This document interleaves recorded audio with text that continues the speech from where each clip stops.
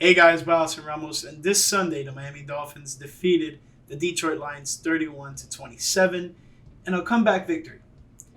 Yes, you didn't hear that wrong. Miami Dolphins made a comeback win against the Detroit Lions, and saying why are you saying like that?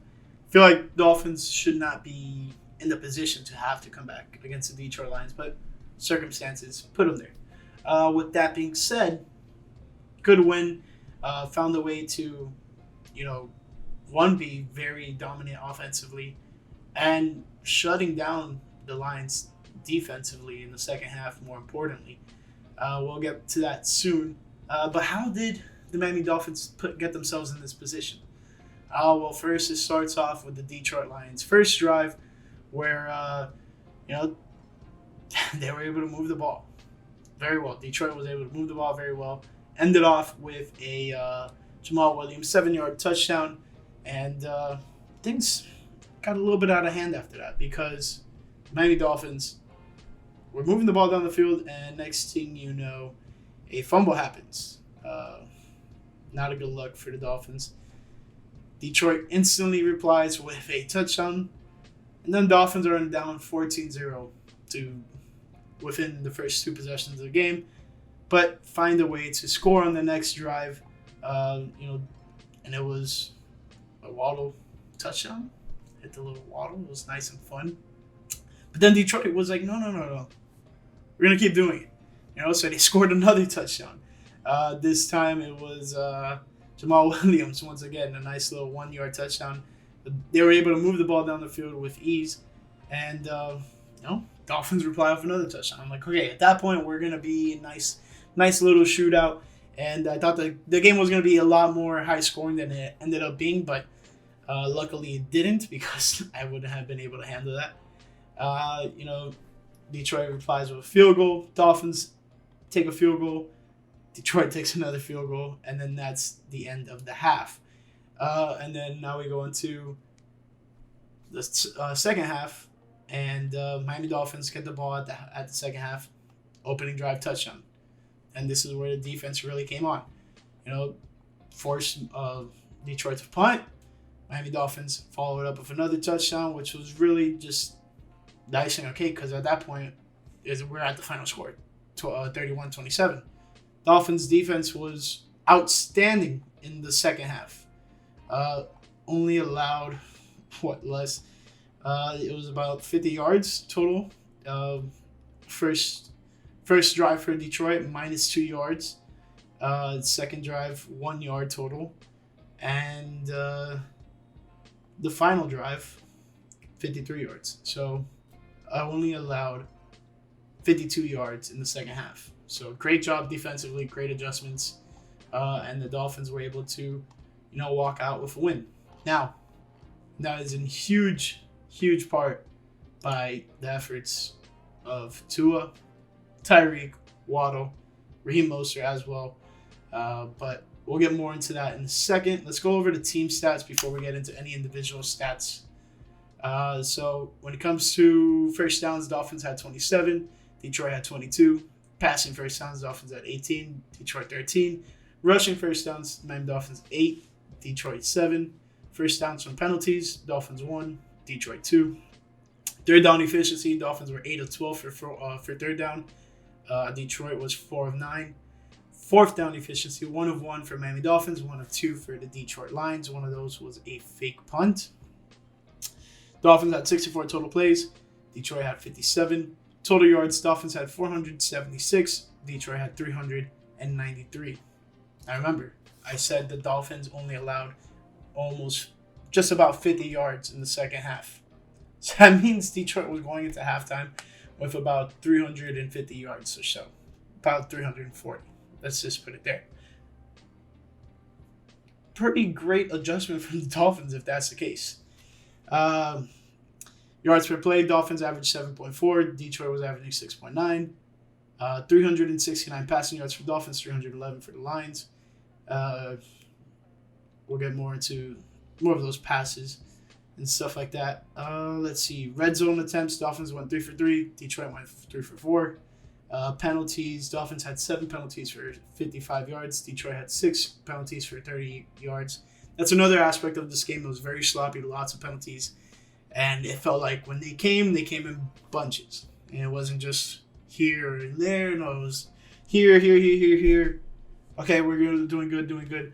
Here, here, here, here. And it was like that for both teams. So pretty fair on the penalties. Dolphins were penalized worse in terms of yardage, but more penalties and they had more yardage is what it is. Dolphins forced a turnover, and actually they fumbled the ball. That was the turnover. Time of possession, Dolphins had 34 minutes, 22 seconds. Detroit had 25 minutes, 38 seconds. And that pretty much sums it up in terms of team stats. Now, both teams had particularly good days offensively, but the Dolphins were just more consistent throughout the entire game. Meanwhile, Detroit was really good in the first half, not so good in the second half. It reminds me a lot of the meme, they had us in the first half, I ain't gonna lie. It reminds me a lot of that, and I find that pretty funny. But let's get into Tua. Tua had himself quite the game. 29 of 36 passing completions per attempts, 382 yards, 369 overall, just because of the 2 sacks lost for 13 yards. He had 3 touchdowns, no interceptions, and it was averaging about 10 yards and a half per completion. And Jared Goff went 27 of 37, 321 yards, 1 touchdown, no interceptions, sacked once for a loss of 10 yards. Dolphins struggled to get pressure, and that is something that I want to talk a little bit more about because this is something that's become an issue for the Miami Dolphins. Miami rushing, Raheem Mostert led the team with 14 carries, 64 yards, Long of 13. Tua had 5 carries, 19 yards. Chase Edmonds had 4 carries, 14 yards. Tyreek Hill had a carry for 7 yards. Savon Ahmed got in the game, got a carry for 2 yards. And Alec Ingold had a carry for 1 yard. Detroit rushing, Jamal Williams led the team with 10 carries, 53 yards, 2 total touchdowns, the longest of 15. CJ Moore, 1 carry, 13 yards. Craig Reynolds, 2 carries, 7 yards. DeAndre Swift, 5 carries, 6 yards. Jared Goff, 1 carry, 3 yards. DeAndre Swift, a lot of times, was able to break containment in terms of, he just wasn't sure where to go. And then once he started busting it out, he was able to separate himself. But then the defense would close out and stop him from getting basically any type of yardage. He was averaging 1.2 yards a game. Receiving, Tyreek Hill, the cheetah, had 12 receptions, 188 yards. Longest was a 42 off of 14 targets, so that's only 2 drop passes. Remember last week, Tyreek had about 8 receptions off of 12 targets, so more targets, more receptions as well, and way more yardage. I mean, he has more 160-yard receiving games than pretty much almost the entire NFL. He has 4 games with 160 receiving yards. Meanwhile, the rest of the NFL only has 5 total, just amongst all other 32 teams.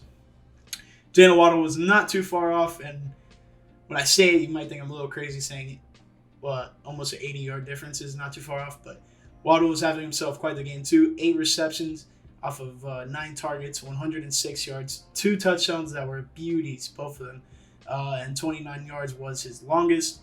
Mike Gesicki got himself involved as well. 3 receptions, 38 yards, a touchdown, and 20 yards was the longest. Trent Sherfield, 2 receptions, 25 yards, longest of 14. Braylon Sanders, 2 receptions, 17 yards, and a fumble. Fumble looked costly at the very beginning.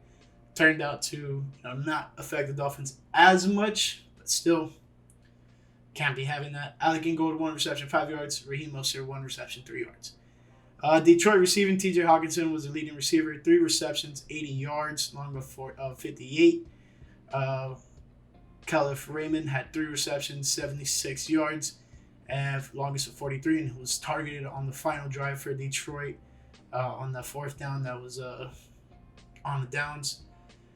Amon-Ra St. Brown had 7 receptions, 69 yards, longest of 21. DeAndre Swift had 5 receptions, 27 yards, 1 touchdown. Jamal Williams, 3 receptions, 23 yards. James Mitchell had 1 reception, 14 yards. Josh Reynolds, 2 receptions, 14. Everyone else that would be mentioned has one reception for single-digit yards. Fumbles, like I mentioned, Braylon Sanders had one fumble, and he lost it to Malcolm Rodriguez. The hit was pretty crazy, just unfortunate event, and Malcolm Rodriguez, aka Rodrigo, was able to recover it. Defensively, Javon Holland was the leading tackler. 12 total tackles, 10 solo, one pass for deflection. Next was Landon Roberts, 8 total, 4 solo. Cater Cole, 6 total, 5 solo, 1 tackle for a loss. And then we'll mention every other key stat. Zach Sealer, 1 sack, 1 tackle for a loss, 2 pass deflections, 1 QB hit. Jalen Phillips, 2 QB hits. Christian Wilkins, 1 tackle for a loss. And Emmanuel Ogba, QB hit. Nice for you to get involved, Emmanuel. Defensively for the Lions, Amani Owuziri had 8 total tackles, 6 solo. Malcolm Rodriguez, 7 total, 5 solo. 1 sack, 1 tackle for a loss, 1 pass deflection, 1 QB hit. It's a mouthful. And Alex Alazone, 7 total, 4 solo. And Will Harris, 1 tackle for a loss. Juju Hughes had 1 sack, 2 tackles for a loss, 1 QB hit. Derek Barnes had a tackle for a loss. And Benito Jones had a pass deflection. Here we go. Kick returns. Raheem Mostert had a kick return for 13 yards. Maurice Alexander had a kick return for the Lions, 1 return for 17 yards. Cedric Wilson had 2 punt returns, both equating to 24 yards, longest of 13. Cliff Raymond, 1 return for 4 yards on the punt return. Kicking, Jason Sanders went 1 for 1 on field goals, 4 for 4 on extra points. Michael Badgley for the Detroit Lions had 2 field goals and 3 extra points, all efficient, 100%. Thomas Morstead, 1 punt, 38 yards. Jack Fox for the Detroit Lions had 2 punts, 117 yards, longest of 60. Thomas Morstead was in the 20, long of 38, which was the only one that he had. So, let's talk about this game. I know I'm pretty deep into it, talking about kind of how this game went and all the stats. But let's just dig a little bit deeper. This Miami Dolphins offense is 100% surrounded by Tua, Waddle, Hill, and you can more than likely throw in Gesicki there, but in terms of how the offense is going, a little bit of afterthought. But, I mean, when you're having a guy who can outrun everyone, make crazy plays to catch balls, it doesn't matter. Because we have 2 of those guys, in Tyreek and Jalen Waddle, and we have 2 who can throw the ball accurately. I'm not saying that he can throw bombs. I'm not saying that, he just can extend plays for the crazy and for the life of him and all that stuff. He could extend plays, just not his forte. Tua's is very a rhythmic type of quarterback. He sees guys about to get open, boom, throws it on the money. There was a few times he did underthrow Tyreek, and I will admit it because I saw it plain as day. But Tyreek was able to adjust or, just make a play on the ball and be the only guy coming down with it instead of either a tip ball, just a pass deflection or at the worst case scenario, interception. So kudos to Tyreek for doing that. Waddle pretty much did the same thing a lot. He was, just making sure it was his ball, no one else's. And then running game, still not there, but 107 yards as a team, not so bad. Raheem Mostert looked good in the backfield, just not being able to get out to that second level is holding this offense back in terms of rushing. But when you have Tua just dissecting the second level of the defense behind the linebackers, in front of the safeties, all game long, no complaints about that. Defensively, allowed too much to happen in the first half. Dolphins went into halftime down 17-27. Yeah, because they pitched a shutout in the second half. It wasn't looking the best, but never lost confidence in this team. I knew what they could do offensively, just needed to lock things up defensively, and that's exactly what the Dolphins were able to do. Aside from that, this team has a lot of potential, and it hinges on both sides of the ball. Last year the team was very reliant on the defense being able to just shut down the opponent and get a very minimal win. This year, defense has taken a step back. Offense has taken a leap forward. Okay? Last year, Dolphins wouldn't have won a game like this. Sucks to say it, but it's true. This year, the offense can back up the defense, and the defense can also back up the offense.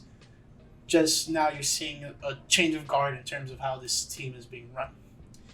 Defensively, it was a little bit upsetting how the Dolphins could not get pressure as much on Jared Goff. There were a few instances that they were, but overall, throughout the game, barely was able to get there in time. And that's a good credit to Detroit's offensive line, able to protect, shift coverage, and so on and so forth. But still, sometimes, just got to fight harder. I know a lot of the times there were certain plays, and it was pretty evident. You could see like Jalen Phillips getting held. But when you're one of the best rushers on the team, those are things that's going to happen to you, unfortunately. And especially when you're on the road, not going to get so many of those calls. But I think officiating was pretty fair on both sides. Both teams got penalized 6 and 7 times. Dolphins were more crucial penalties, more yardage in terms of that stuff. But yeah, some things here and there you got to complain about, even though you won. But it is what it is. Now, looking forward, Miami Dolphins will be going on the road to Chicago to face the Bears. And myself and Chris will be going to that game. So I'm going to try to do something a little special for that game, try to do a little vlog or something. We'll see what happens. But just know moving forward for next week's videos, game picks should be fun. Pre and post game, going to be up in the air and how things are going to be done and when they're going to be uploaded. I'm definitely going to get the pre-game out before game time, but the post game, tough one because we're going back home right after the game. So just to let you guys know and keep you posted on that. But aside from that, hope you guys enjoyed the video. Hope you guys enjoyed the dub, and I'll catch you guys in the next one. Peace.